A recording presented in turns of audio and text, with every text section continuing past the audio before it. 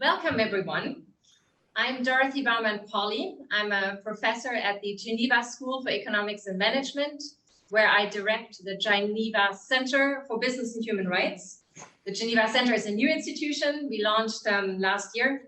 And with our research, we support companies in the development of business models that align profits and principles. Today's event focuses on how companies address human rights in everyday corporate practice, in an economic and political environment that is changing rapidly. We're still in the middle of a pandemic, and the expectations that corporations contribute to the solution of grand societal challenges have never been greater. In the context of human rights, we're also experiencing an unprecedented legislative trend that all around Europe aims at making human rights due diligence mandatory by the law. In a bit, we'll hear about these legislative developments from Sarah Deckisch, business human rights expert, who will help us to frame today's discussion. In this fast evolving context, for most companies, the question is no longer whether to respect human rights, but how. How can the respect of human rights become part of companies' core business practices, including in the global supply chains? And what does human rights due diligence actually mean in different industry contexts? I'm very happy that three very experienced corporate practitioners agreed to talk to us about implementation challenges and lessons learned. All three represent companies that already 20 years ago committed to human rights. Novartis, Nestlé, and ABB all joined the UN Global Compact as founding members in the year 2000 and 2001. And they have since explored implementation strategies. Please give a very warm welcome to Adrian Williams from ABB, Jan Wiss from Nestlé, and Frank Sayer from Novartis. Today's event is co-hosted with the World Business Council for Sustainable Development and the International Chamber of Commerce. The collaboration with these organizations for this event clearly indicates that the interest of the corporate sector is to enter what the UN Global Compact calls the decade of implementation. But let me briefly hand over to my colleague Davide Fiedler from the World Business Council and Crispin Conroy from the International Chamber of Commerce to outline their work in the context of business and human rights.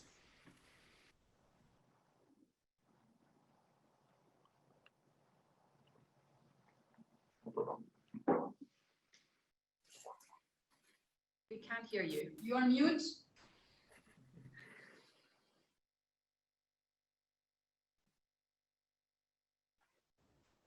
You're still on mute, Davide.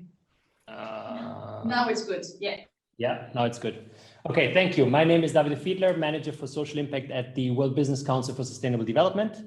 To my right, Crispin Conroy from the ICC. Thank you, Dorothy, for the introduction. Briefly, what we try to do, I think, as many organizations like ours, we try to support our member organizations, our member companies in understanding what it means to respect human rights and what it means to adopt the UN guiding principles and to make them part of your strategy and make them part and parcel of your sustainability, but also of how you do business. We help our members in navigating the space that has been developing very fast over the past years. And we help them, or we facilitate a space for companies to learn from one another, what it means to do human rights due diligence, how to do it, what are the challenges, what are the solutions. And last but not least, I think this is more the operational level, let's say, of work that we do with our members. And then there's a level of C-suite engagement and of business leadership that has been characterizing our work over the past year or so, where we just try and mobilize business leadership for human rights. And this means two things. It means mobilizing forward-thinking businesses, showcasing their work, showcasing their experiences and their good work, but also it means mobilizing the business leaders, the CEOs and the C-suite representatives to actually take on this topic and to advance it within their companies, in their business relationships, with their business partners, with governments, and with really the relationship that they have with their stakeholders. So these are the two things on operational level: understanding, learning, and navigating the space, and then on a higher level, trying to mobilize business leadership. Kristen. Thank you very much for the introduction, Dr. I'm the representative of the International Chamber of Commerce here in Geneva. Special thanks to our partners in this very topical panel discussion. So thanks especially Dr. Sarah and Davide, and also welcome to our panelists. The ICC is the World Business Organization, the institutional representative of over 45 million companies in over 100 countries, covering more or less a billion workers. We were involved very closely in the development of the guiding principles and then in their implementation, both by states and by business. And we believe very strongly that the business needs to be equally involved as new measures, the ones that you mentioned, Dorothea, for example, the mandatory or so-called smart mix are being developed and implemented. Many companies are doing so much already, and we believe it's very important on occasions like this to share best practices, to discuss some of the challenges of implementation, and also to play a key role in shaping new policies and or legislation as they're being developed. Our member companies really looking for consistency and a level playing field, but they're also looking to make a real difference and impact on their supply chains, and of course, most importantly, on the ground with individuals. We think it's especially important to work with SMEs and to provide them with support and tools in relation to implementation in a similar way, and we hope to be able to do this in the future, in a similar way to that ICC has done with its recent launch during UNGA 75 this year of an SME climate action hub. So thank you again, and we're looking forward very much to hearing from the panelists. Thank you, Davide and Crispin. I'm very happy about our collaboration. So before we get to the panelists, I'll ask Sarah to set the scene for us with an overview of the current legislative developments. And then Davide and Crispin will facilitate the conversation with the panelists. And throughout the event, please use the chat box to send us your comments and questions. We're keen to hear from you, and we will leave time in the end to get to some of them. All right, over to you, Sarah. Perfect, thank you, Dorothy. So indeed, from working with businesses on the one hand and governments on the other hand, for example, in Switzerland as part of the National Action Plan, or at EU level as a member of the advisory group to the EU Responsible Business Working Group, I'm happy to share a brief overview of what I see as being latest developments. Let's start with a helicopter view, and that might look like a lot of information, although in fact, it's only a selection, so I didn't put everything on there, but for most of you, this will actually not be new. What I mainly want to illustrate here is that we are really experiencing a multiplication of corporate human rights due diligence related schemes, especially over the last 10 years since the adoption of the UN Guiding Principles in 2011. Since then, indeed, states have been encouraged to develop so-called national action plans on business and human rights. That's what you see in yellow here on the slide. They explain the action that the state is going to take to implement the UN Guiding Principles and support companies in doing so. Today, around or even over 20 countries published a national action plan, and I think about 14 are in making. Switzerland, for example, has published its first national action plan in 2016 and a renewed version in January this year. State may also offer other specific guidance. If I take Switzerland again as an example, since we are in Switzerland, a specific commodity trading sector guidance has been published almost 2 years ago, and some supporting actions for businesses have been offered. And other voluntary schemes that are not represented on this slide, but which are important, are multi-stakeholder initiatives. Indeed, organizations whereby member companies have usually to honor, if I can say so, a given code of conduct and follow the scheme or the methodology to work with their suppliers and producers on social and sometimes environmental matters. So multi-stakeholder initiatives are also recognized for playing an important role in raising awareness and supporting companies in their due diligence journey. So we see more and more voluntary schemes on the one hand, and more supporting mechanism for sure. At the same time, there has been an increased demand for binding legislation. That's what you see in the lower part of this slide. And if you look at the lower right-hand side of this slide, it's actually getting more crowded. There are more and more human rights related or human rights due diligence related laws. We know about UK, we know about France, Netherlands, and so on. And more countries are either discussing or already working on legislative proposals. I think here about Germany, especially, but also Finland, Belgium, and others, and of course, Switzerland as well. Generally, what we can also observe, I think, is that we might be increasingly moving from mainly reporting requirements, which might have been the trend, especially, let's say, 5-6 years ago, to more and more proper mandatory human rights due diligence law, including at EU level. 2020 has been an accelerator year for mandatory human rights due diligence legislation at the EU level. Actually based on a study that the Commission published earlier this year in January, which highlighted on the one hand the limits of voluntary schemes, or only voluntary schemes, let's say, but also the gap that still exists in corporate due diligence practices. EU Commissioner for Justice Didier Reynders committed in April to introduce a legislative proposal on mandatory human rights and environmental due diligence as of 2021. I was actually present in the meeting when he announced this in midst of the lockdown. And I think I might not have been the only one to be surprised by the bold statement he made. He said, and I quote here from my notes, we need to make sure that responsible business conduct and sustainable supply chains become the norm. I'm sure that we need a mandatory EU initiative. Sanctions will be needed. If we have regulation without sanctions, it's not worthwhile. Of course, modalities will have to be defined. He announced a legislative proposal focused on 2 tracks: A, human rights due diligence in supply chains, B, directors' duty.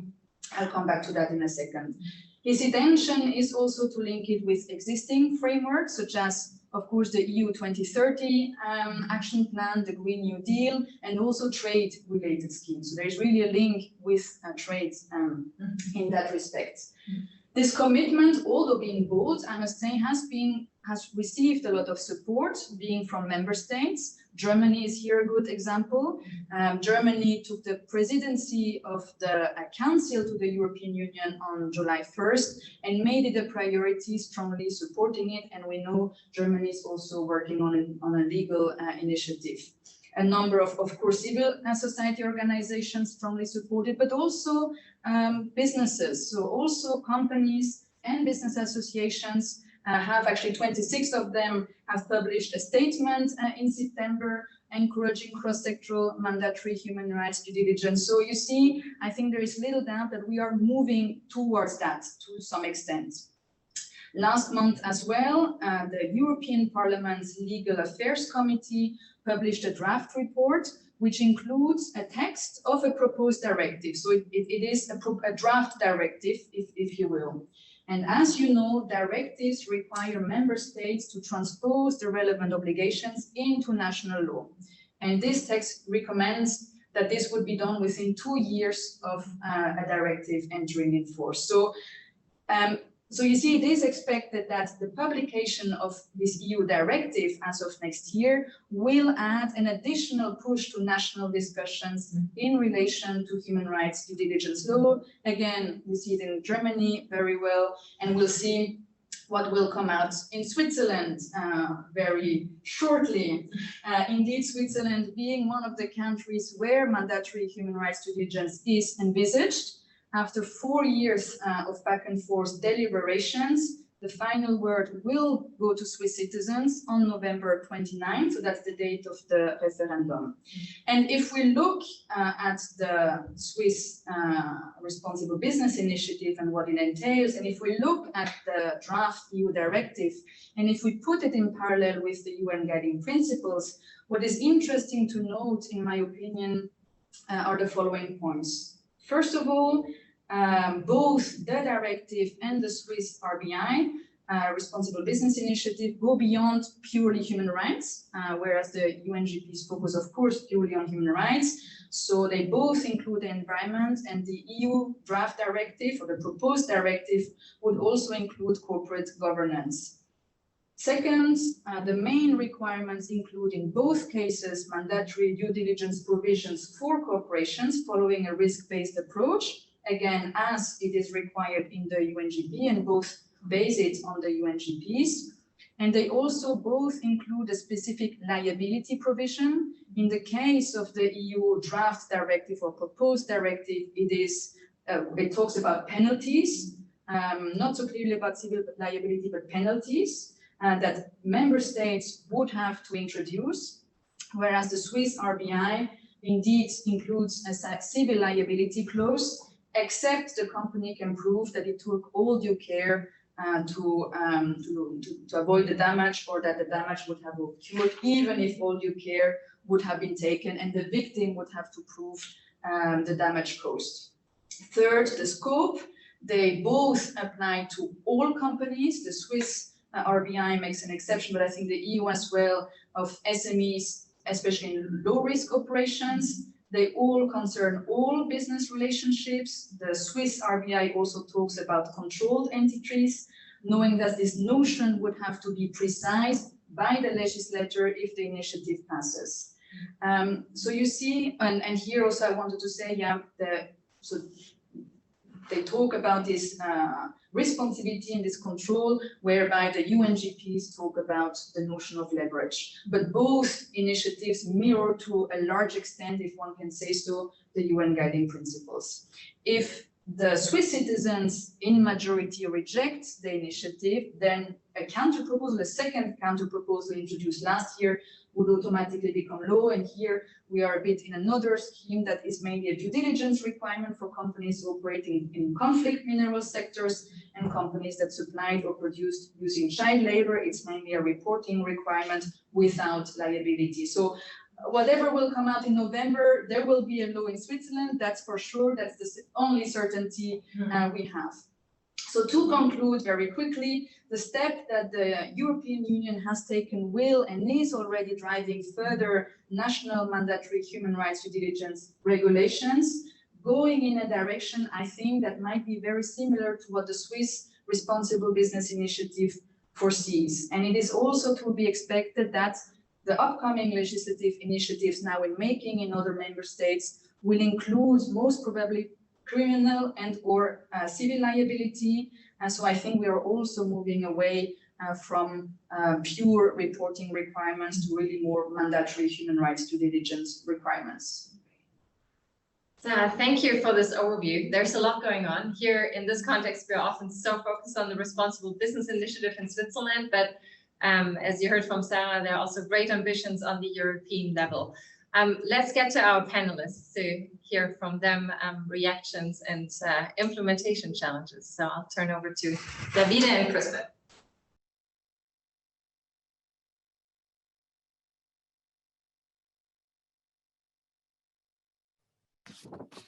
I hope you can hear me this time. Yeah, perfect. This time it worked.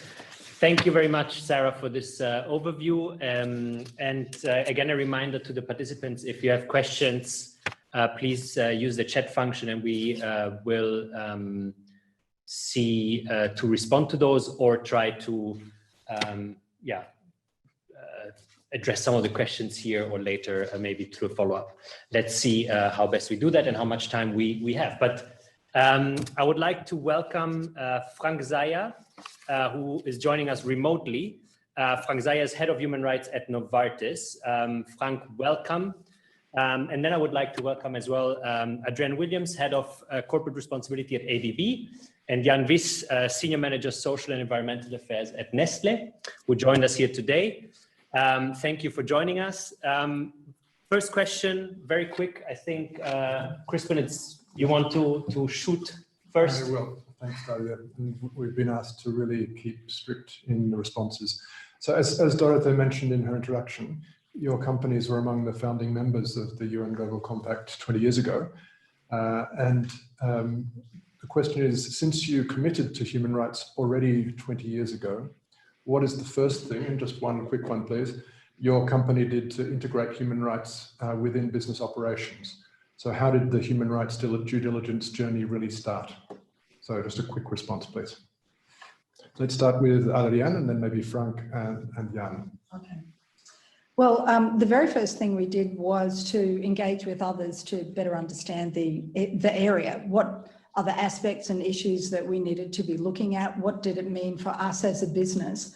And to engage both internally and externally to understand this. So we joined with other businesses in a network to learn and share along the way. And we also engaged some external experts to learn from them to help us firstly, understand better where the risks might lie in our businesses, so then we could target our efforts appropriately and to learn from others as much as possible. So, Frank, could you go next? Thanks. Sure. Yes, so what Novartis did in the aftermath of the launch of the Global Compact is it's similar to ABB, engaged in some internal reflection of what signing the UN Global Compact actually meant in practical terms. And out of that internal reflection, 5 corporate citizenship guidelines were developed, including one on human rights. And then Novartis started to think about, well, how do we operationalize that? So they actually developed a human rights guideline, a human rights policy back in 2003, and then also launched some other initiatives like a living wage initiative. They undertook a series of human rights impact assessments, and then also engaged in external engagement, some public debates, and also launched the Business Leaders Initiative on human rights. It moved beyond that in the aftermath of the signing of the guiding principles, which then became the driving force for implementing human rights in Novartis's operations. And I'll speak a little bit more about that in following comments. Great, thank you. Jan, could you pass to you, please? Yeah, so I was not with the company 20 years ago, but basically, interestingly, I was with the World Bank, IFC, when Nestlé started its human rights journey. And interestingly, we started the same way. And this is made of like 2 main components. One is what we call the corporate gap analysis. So like understanding where the gaps are, especially like in our policies. And I must say here that the partnership we've had with the Danish Institute for Human Rights has been very helpful, because they, at the time, back then, they were the only organization out there with that had developed like specific KPIs, indicators, like helping companies understand what like human rights mean for their business.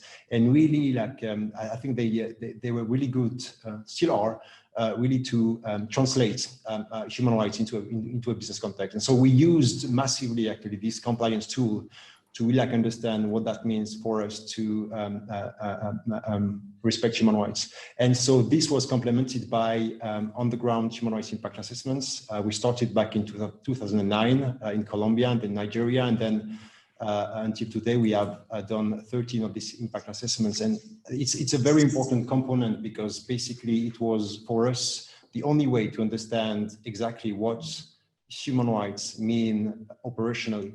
So which are the risks that we face, not only in our own operations, business activities, but also like all along the supply chain down to the farmer level. So the combination of these two, this corporate desktop gap analysis and the on-the-ground human rights impact assessments, have worked well for Nestlé, and I must say, I've also worked well for the World Bank and IFC.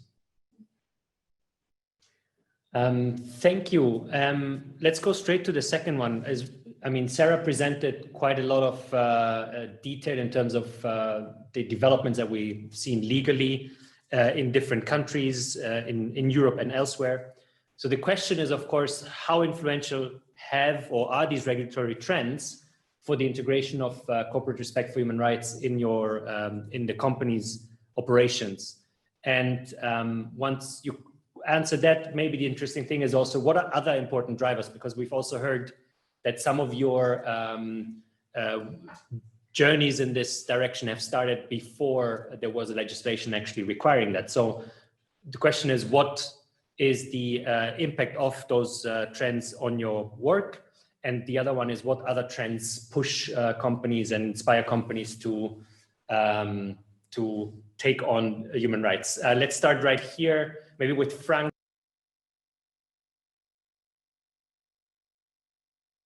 This might be a bit of a provocative response, but in my view, these some recent regulatory developments, they don't actually introduce anything new in terms of the scope of human rights due diligence required by companies. So basically, the UN guiding principles on business human rights are still the high watermark in terms of the breadth and the depth of human rights due diligence that companies are required to undertake. I guess what is new with these regulatory developments is that the legal compliance and the liability component. So they basically convert human rights due diligence from a voluntary to a mandatory and enforceable obligation. I had a recent conversation with the general counsel of a large French multinational, and I asked him the question, what has the French law on social vigilance, what has it required your company to do that you hadn't already committed to do under the guiding principles? And he said, basically, there's nothing additional, but what it's done is the fact that they're now legally required to do this, it's really increased the attention by senior management and by the board of directors, because it's now a legal obligation. And this in turn increases the resources that are available for meeting those legal requirements. I'd say some of the other drivers at Novartis of these regulatory trends is, or of human rights due diligence, is the increased attention by these ESG indices and by socially responsible investors. Also, for Novartis in particular, we're undergoing a culture change. We're, trying to rebuild trust with society that's been lost over the years through some of these corruption and bribery scandals. We've recently got a new code of ethics, which has a specific commitment with respect to human rights in it. And also we see this as an important part of recruitment and retention of talent. We're in a sector where there's a big war for talent, and a lot of this talent doesn't want to work for a company that doesn't have a good human rights or social values. So it's all part of us and our strategic objective of building trust with society, and these are also driving human rights due diligence within Novartis.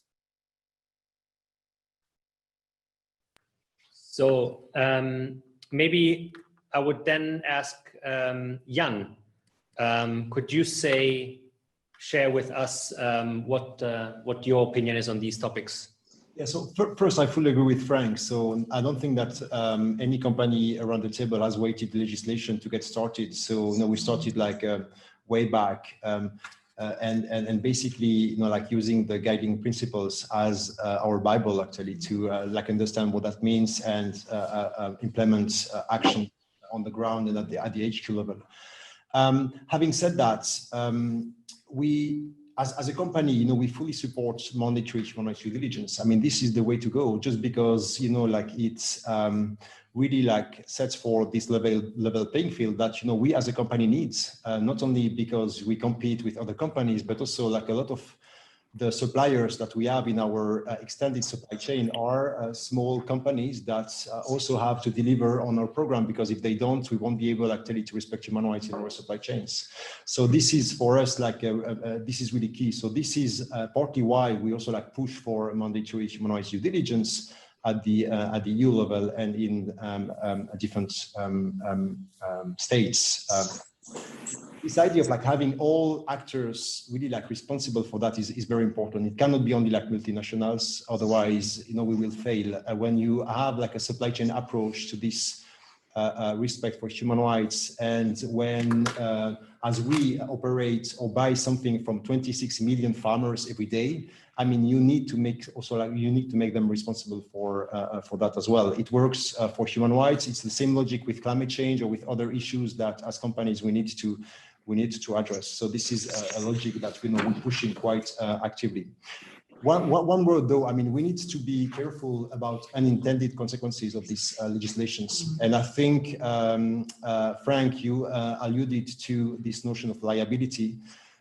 Yes, of course, there are a number of examples of companies like having more resources, having more buy-in from their top management because it becomes like a legal obligation.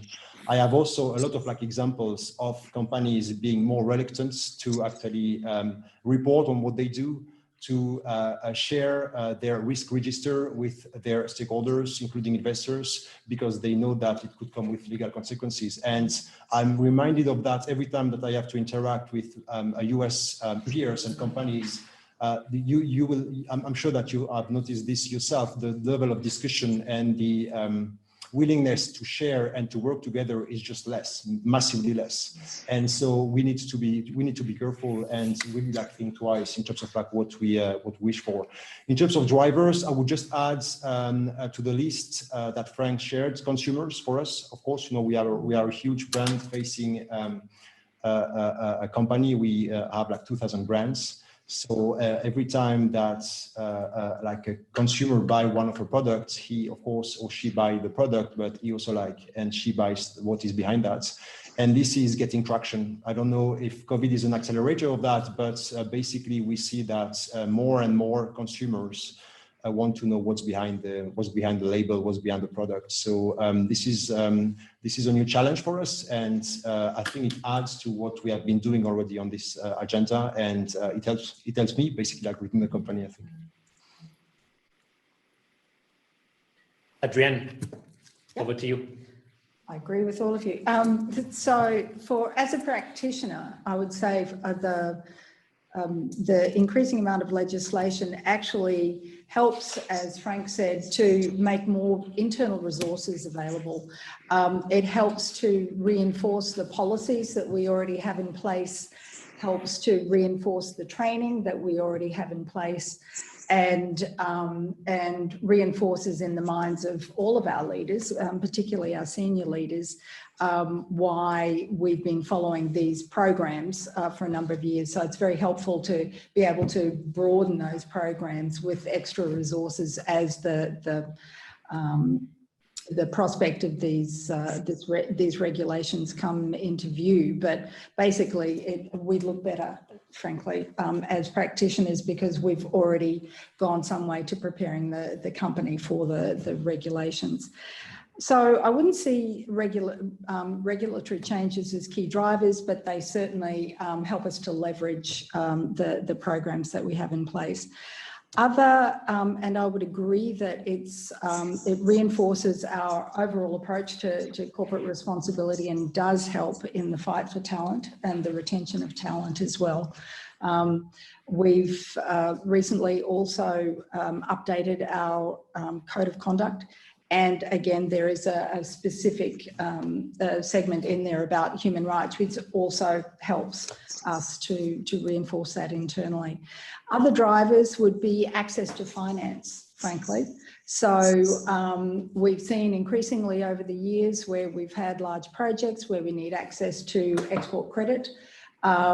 Increasingly, governments are very concerned about environmental and human rights due diligence. So the attention that we've paid internally to those aspects has helped us to gain export finance for certain large projects. We're seeing increasingly customers, because we're a B2B company, so our customers, your consumers, are increasingly more stringent in their requirements and their questions to us. It's moved from, well, that's a nice human rights policy, to show us the evidence for your activities, how you're implementing the policies, and how are you assessing and managing your risks appropriately. So that also helps us internally to be able to drive these programs, because customers have a very strong voice. And also external events, especially if there are particular controversies that, certainly recent ones, help to drive attention and make certain areas of our company a lot more alert to certain issues. And so that helps to then reinforce the activities that we already have underway. I think it's a whole network of different stakeholders with different influences all moving towards increased attention to due diligence and mitigation of risk. And also turning some risks into opportunities as well. So networking within our company, you're able to think about what opportunities arise from being able to deal effectively with risks, such as better access to finance, etc. So it's not just about managing risk, it's about seeing opportunities there as well.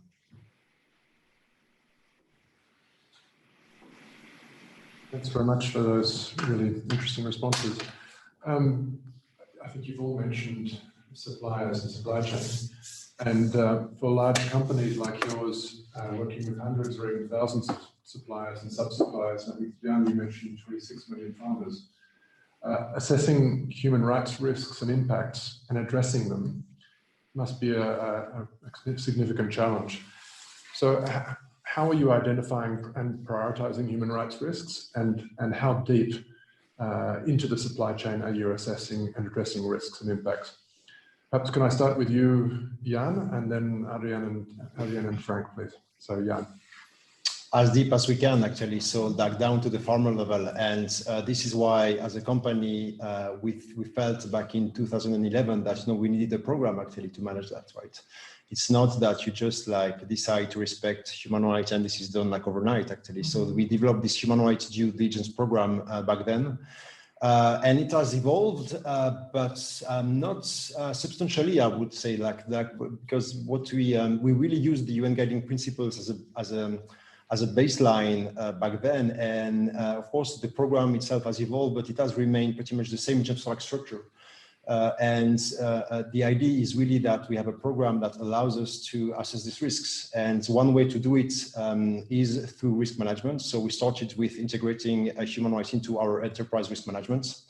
And, looking at legal risks and operational risks and financial risks. And we were really proud of that, until actually we understood that it was not enough, that you also had, as a company, you also have to assess impacts on people. And it was a very interesting exercise for us actually to kind of like turn the ERM on its own tools and really like look at it from another angle.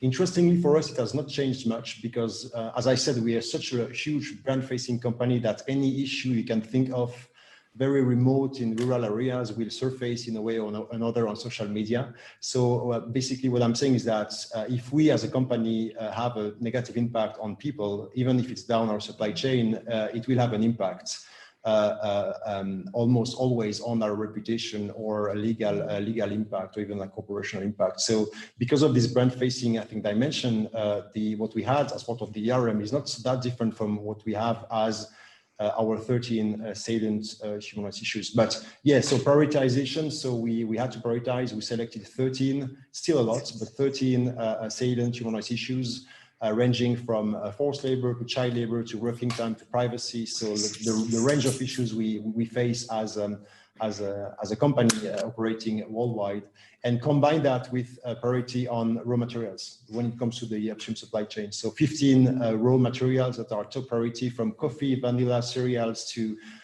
cocoa. And basically the combination of these two elements actually gives us a good sense of where the risks are. So this is on paper, but operationally, that's another story.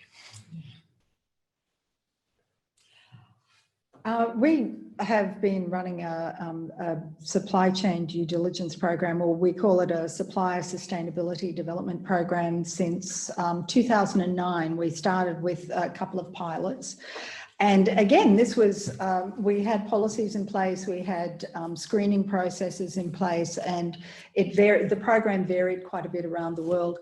And again, our attention was focused again by some very shall we say, acute questioning from some key customers who wanted us to really, to really show and demonstrate how we were implementing our policies, and that caused us to do a bit of a gap analysis, a lot of a gap analysis.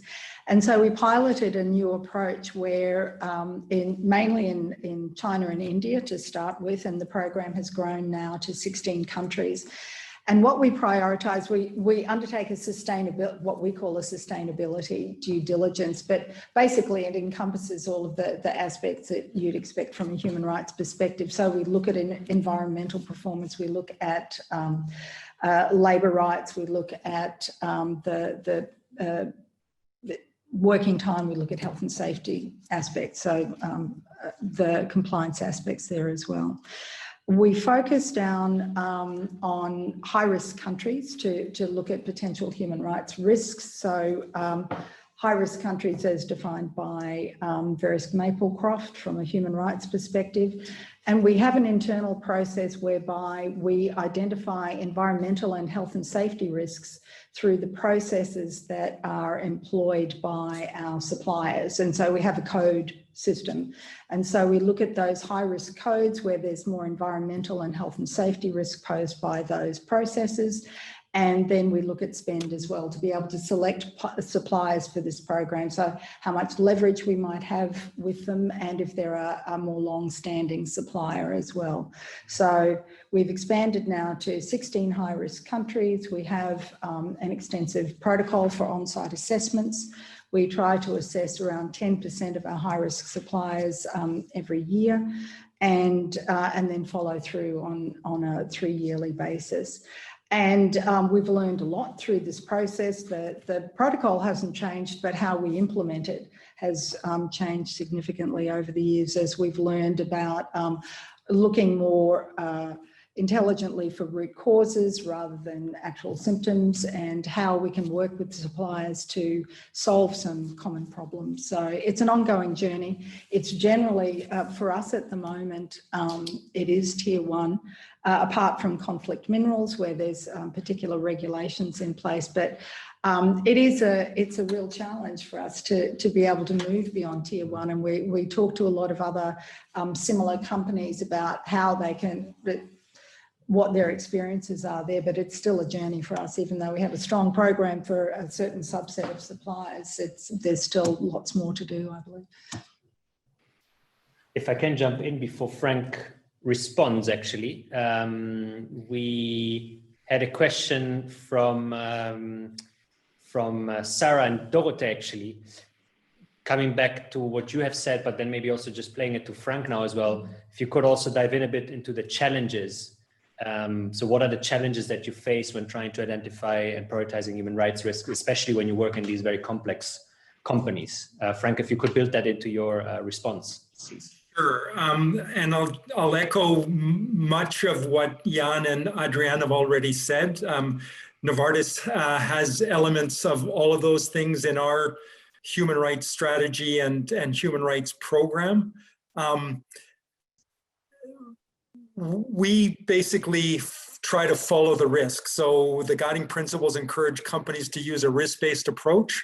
So we try to focus our due diligence efforts on those risks that have the most severe, can cause the most severe impacts.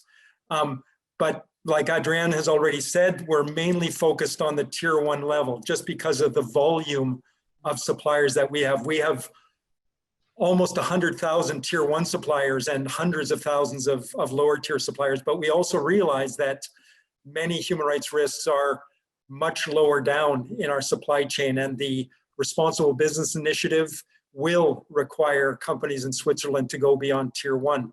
One of the challenges, and responding to your question, Davide, in going deeper down, is it's very difficult to find out who your lower tier suppliers actually are. In many cases, this is very closely guarded information by the tier 1 supplier. They won't divulge who their tier 1 suppliers are. And that quite frankly is a big challenge, but we're looking at other ways to get lower down. So rather than these traditional project level or market level human rights impact assessments, we're also, like Nestle, is trying to identify high risk product inputs. So where we have product inputs that are of an agricultural origin, we recognize that agricultural sector carries labor rights risks with it. So we're identifying what some of our high-risk raw material inputs are. Similarly, what some of our high-risk service inputs like security services or warehousing and logistics services, so that we can leapfrog our tier 1 suppliers and go to where the actual risk is. Other avenues that we're exploring that haven't been mentioned is we're looking at IT opportunities. Right now, Novartis has got a blockchain project to see how we can sort of develop a chain of kind of custody throughout our supply chains. And then finally, we're trying to drive human rights due diligence in our supply chain through a business association that we're part of called the Pharmaceutical Supply Chain Initiative, whose mandate is to basically improve the sustainability, including human rights practices of pharma sector suppliers. And we do that through capacity building of those suppliers, as well as taking collective action with other PSCI member companies where a single company doesn't have enough leverage. So if we're only buying a small amount of a supplier's production, how can we increase our leverage over that by teaming up with other companies that have that same supplier? So those are some of the additional actions that we're taking. Thank you, Frank. And actually, just following up on that, a question for the three of you coming from one of the participants who I know being from a company. So here already an element of peer learning. How do you, well, maybe we don't need to answer how we define tier 1 suppliers, but do you include only manufacturers or also traders in your tier 1 suppliers? Do you put them in there when you do your assessments? Frank, since you're on the line, if you want to take first. We are now not just focusing on upstream, but also on downstream. So on distributors, on business development and licensing partners, recognizing that again, that's part of our approach to following the risk. Go to where the risk is the greatest. So all options are on the table. I don't know, Adrienne or Jan, if you want to answer if you count traders as tier 1 and as part of the analysis. Do you mean traders as in, say, raw material traders? For example, raw material traders, or I think as Frank mentioned, agricultural products as traders as well there. Not at this point. We're focusing on manufacturers because tier 1, we don't really have any traders as tier 1 suppliers. We're looking at expanding our remit beyond just manufacturing to, we do some due diligence on all of our security providers as already, but we're looking at expanding it to other types of contractors, particularly beyond health and safety, which we already have a good overview of, and into logistics is where we're looking at expanding right now. So tier 1 is traditionally defined as suppliers with whom we have a contractual relationship. So we buy either like a good or service from directly, right? So this is the traditional, I guess, definition. And traders, yes, are part of these tier 1 suppliers for us. So yes, definitely. I mean, our job, day-to-day job is to engage with traders, but also like much beyond traders. And I think for Nestlé, I've not even mentioned what we do as part of tier 1, because for us, it's not where the material risks are really. I mean, if you compare with the rest of the upstream supply chain. So we also actually like have 150,000 suppliers that, we have to deal with and that we audit on a 3-year basis. But really, I mean, to be honest with you, I mean, when you look at the risks, this is not where they are for us. They are much further down the supply chain, like when you talk about child labor, forced labor, discrimination, living income, they are all further down. And here we're not even like talking about tier 2 or 3, we're talking about tier 55 sometimes, when it comes to palm oil.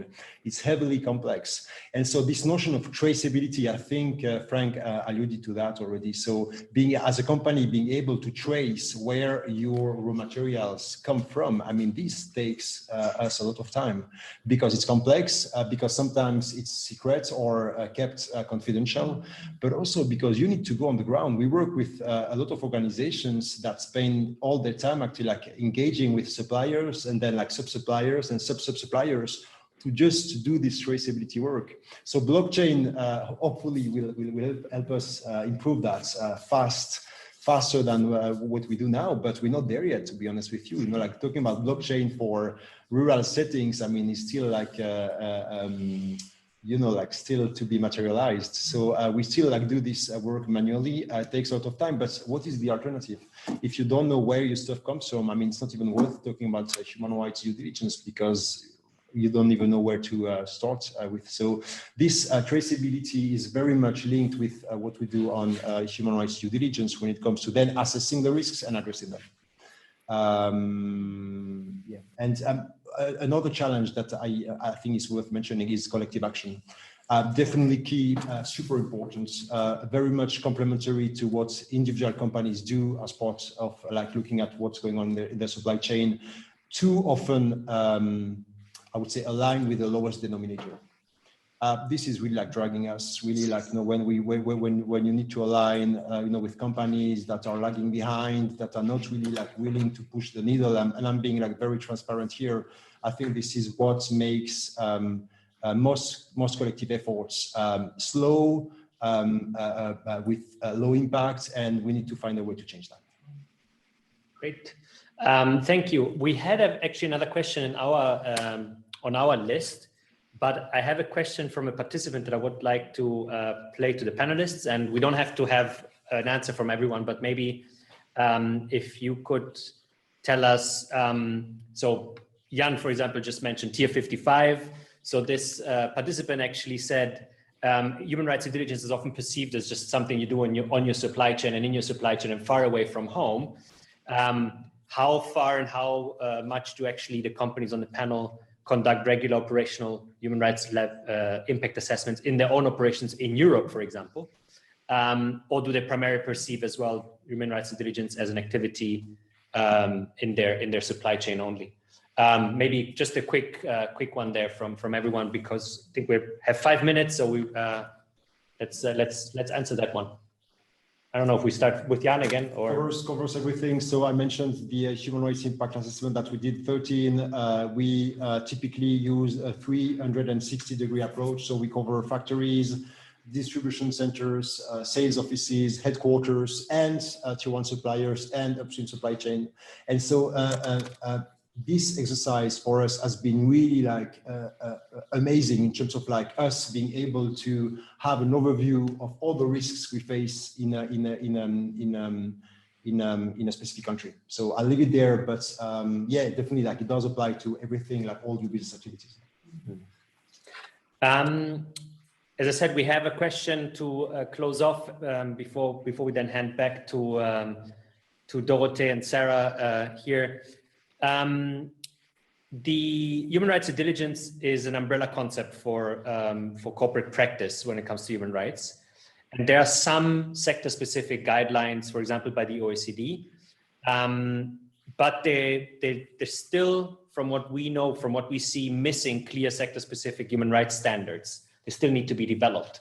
Are you contributing, or are you working on anything with your peers in specific topics, on specific areas in this space? Are you contributing to developing any initiatives in this space? So coming back also to the topic of collective action, are you setting any standards with your industry peers? Adrienne? We're working with peers in, I wouldn't necessarily say sectoral, but we work with peers on in different countries on different topics, depending on the topic that has the highest risk or highest priority in that region, but also through some of our peer organisations such as the Global Business Initiative on Human Rights. We're working on a couple of key topics to try and move forward with, say, guidance for our group, which then is then uploaded on a public platform and made publicly available as well. So we work there, but not necessarily sectorally, I would say. Frank, you mentioned something sectoral before. if you want to go ahead. Yeah, I mean, I already mentioned the pharmaceutical sector supply chain initiative. And I don't know if I would describe it as we're developing standards. I guess, you know, our association has a set of principles around a number of sustainability topics, including labor rights and human rights. And we're working through that in a collective way to drive those principles into our supply chain. But one area I'd like to mention is that there's not a formal collaboration with peers, but it's through another sort of platform where one of the big topics right now in the healthcare sector is the use of artificial intelligence in terms of discovering and developing drugs. And obviously, artificial intelligence has a lot of benefits, but also a lot of challenges, including in terms of human rights. So we're internally at Novartis developing our own position on AI and ethics, but also we're in discussions with other companies, possibly leading towards some sort of a, let's say, a common standard on the use of artificial intelligence in the healthcare sector. Great. Jan, I don't know if you want to. Just a quick word. I mean, my view on that is that we have enough standards and guidelines, at least like in our sector. You know, like, I mean, if you wonder what you need to do as a company, just Google it and you will find it. What we need is like action on the ground, and that refers to like what I was saying before, collective action on the ground, making sure that we really like move the needle and we are aligned. I think this is what is missing. We are doing that through like different organizations that I won't name here for sake of time, but this is what we need. Thank you, Jan. Great closing words before actually the actual closing words. So I hand over to Dorothee here from in the other room. Thank you so much to everyone.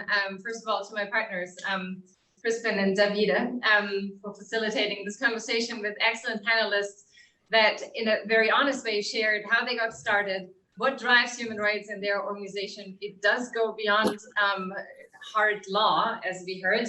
There are business factors that drive the implementation process.